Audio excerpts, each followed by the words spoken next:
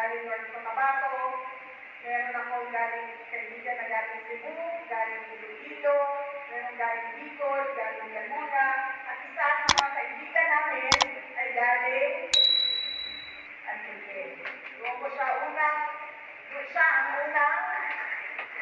nagkwento sa akin kung ano ang probinsya ng Antique. Sabi niya sa akin noon, matagal na panahon yun, dahil ako ay nag-aral ng pagiging abogado noong panahon 2000 hanggang 2005. Panahon na yun, sabi niya sa akin, alam mo, doon sa probinsya namin, maraming aswang. Yun ang unang-unang sinabi niya sa akin.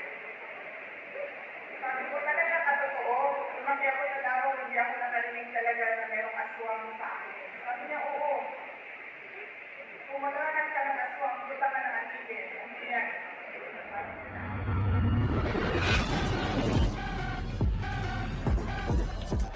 Pagtanggap ninyo sa akin. Ito po muna ang aking mga pagpapasalamat. Una po, ang aking personal na pagpapasalamat sa inyong lahat. Sa tulong ninyo, sa kampanya ninyo, sa suporta ninyo, at sa boto ninyo sa akin nitong nakaraang eleksyon. Maraming salamat sa inyong lahat. Mga kababayan. Pangalawa po, pinapaabot ni Pangulong Marcos ang kanyang pagpapasalamat sa suporta ninyo sa kanyang 8-point socio-economic agenda para sa bagong Pilipinas. Maraming salamat. Ito nga po ang at ang aking pangatlong pagpapasalamat. Ako ang ikatulong pagpasalamat, ako ang pagpasalamat kaninyong tanan sa inyong suporta sa amuang pamilya. Dako kaayo ni ubutang ang kabubuton kaninyong tanan mga kaigsunan namo sa oportunidad na gihatag ninyo sa amuang pamilya nga magtrabaho sa ato ang gobyerno. Malaki ang utang na loob ng pamilya namin sa inyong lahat sa oportunidad na ibigay ninyo sa amin na makapagtrabaho sa ating pamahalaan. Mula po sa pamilyang Duterte, kami po ay nagpapasalamat sa inyong lahat.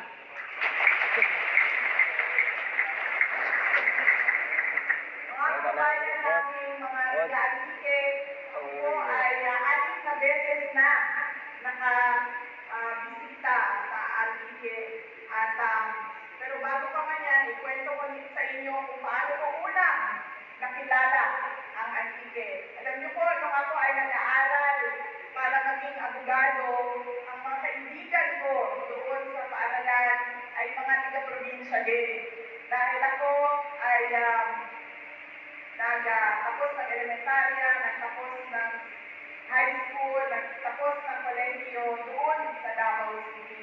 Pumunta lang ako sa Manila para mag-aral, para maging abogado. Mga kasama ko din doon ay yung mga galing din sa probinsya.